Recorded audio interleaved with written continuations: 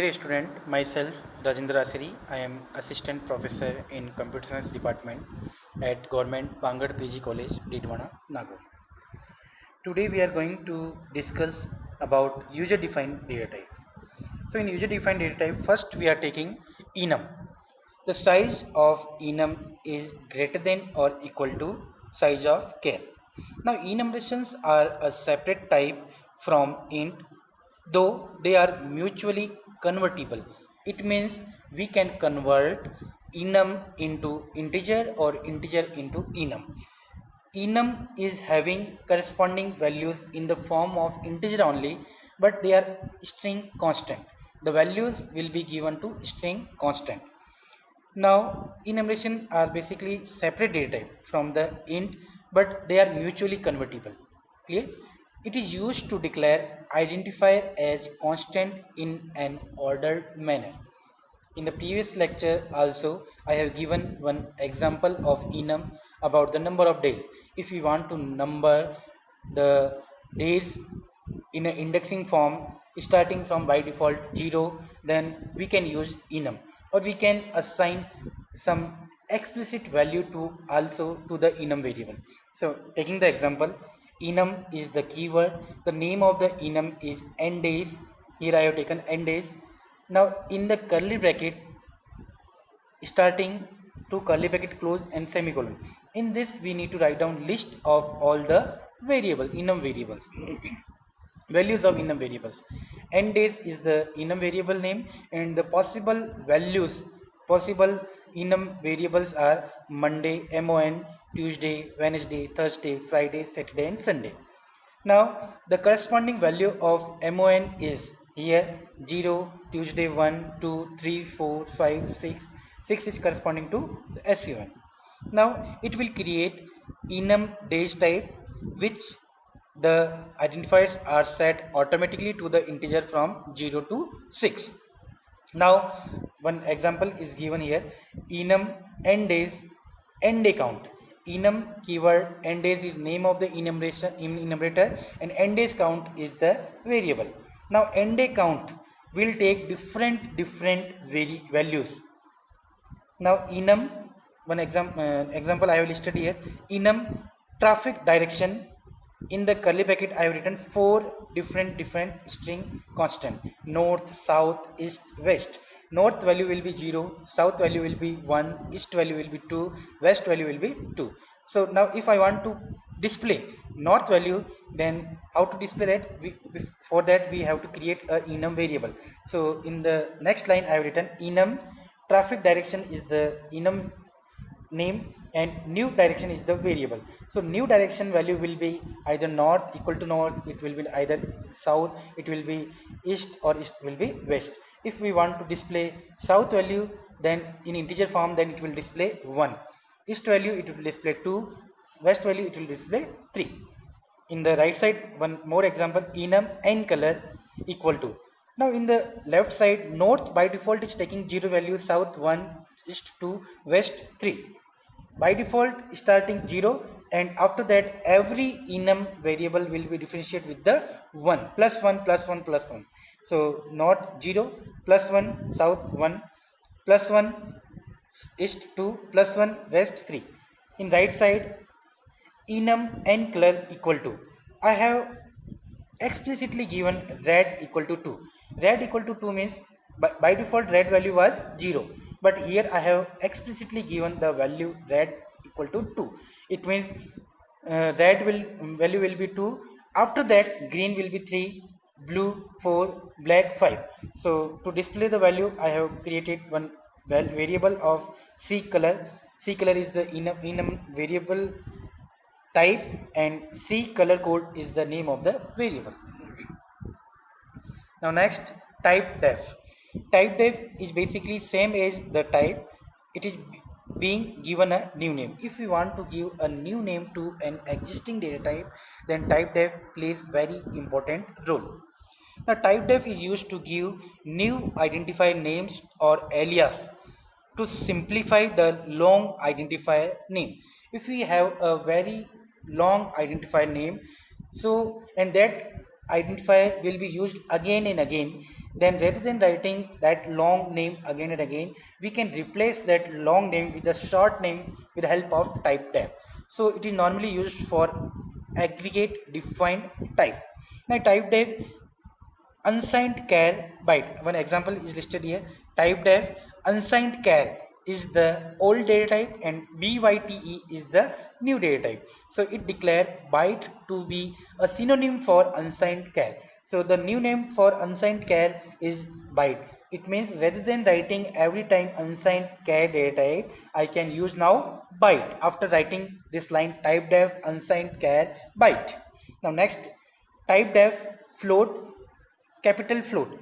It means by default I am using small float data type, but at place of this small float I want to use capital float, then I can use this with the help of type def. So now rather than writing small float, I can use now capital float. So it declared float capital uppercase letter to be a synonym for unsigned float, that is lower case. Now some programming example are listed here. Type def struct simple data. It is a basically structure name is simple data, struct keyword, and before that I put type def. Now in structure definition there are two member, one is integer n data and second is character char c data. Now new name type, the another name is given is new name type, or it is also written as type def struct. In the bracket we can write down the definition and then new name type and then semicolon. New name type strct type. Struct type is the structure object and the structure name will be now new name type. Previously the structure name was simple data. Now simple data name, that was the old name, and new name is given is new name type with the help of type def. In the right side another example, type def structure name token underscore source. Token underscore source is the structure name. In this I have written char source name. It is a character array having 8 character. Next LUID source identifier. In that then curly bracket close, token source comma star p token underscore source. So two structure name is given here, new name is given here. Type def struct token underscore source was the old name and the new name is token underscore source and star p token underscore source. So token underscore source space new token is now object of the token underscore source structure. Next, type def union name is un data. Now in this there are two member, double long salary and int end day, and the name of new name is given is new un type. So new un type will be now union name, and with the help of this we can create the union object. Here the union object it is in total salary. So now previously the union name was un data, but now the new name is new un type. It is possible with the help of type def. Last example is type def is used with the enum also. Type def enum day names. So type def is used for the data type conversion, means to define new data type old name with the new name. Now enum is the keyword, day names is the name of the enumerator. Here I have listed Monday, Tuesday, Wednesday, Thursday, Friday, Saturday enum variable list, and after that weekdays. So day names is given a new name weekdays. Now weekdays can be used at place of day names. So weekdays space day of the week. Now day of the week is the variable which can take value equal to Monday, Tuesday, Wednesday, Thursday, which will result into 0, 1, 2, 3, 4 correspondingly. Now derived data type we are continuing. Next type is type star. It is basically a pointer. So after the type, if I am writing int space star, it means it is a pointer data type. Now size is always equal to, size of pointer data type will always greater than or equal to size of k. Now some important points about need to note. First point, it holds the memory address which point to the actual data or value. Zero address always represent the null pointer. Means if any pointer is having a zero address, it means it is a null pointer, an address where no data can be placed irrespective of what bit sequence represent the value of null pointer. Pointers to different types will have different size, so they are not convertible to one another. Very important point. Pointers to different type, we cannot convert one data type pointer into another data type because they have different sizes, so they are not convertible to one another. Even in an implementation which guarantees all data pointer to be of same size, function pointer and data pointer are in general incompatible with each other. Means function pointer are different from data pointer, they are incompatible with each other. For functions taking a variable number of argument, the argument passed must be a appropriate type. Example is listed here. Char star pto char. Star pto char is the data type of character type, it is a pointer type. Char c simple chr, basically it's basically a normal variable. So in this particular example, one variable is pointer type, another variable whose value is t is normal variable. So char chptr, again it is a pointer variable.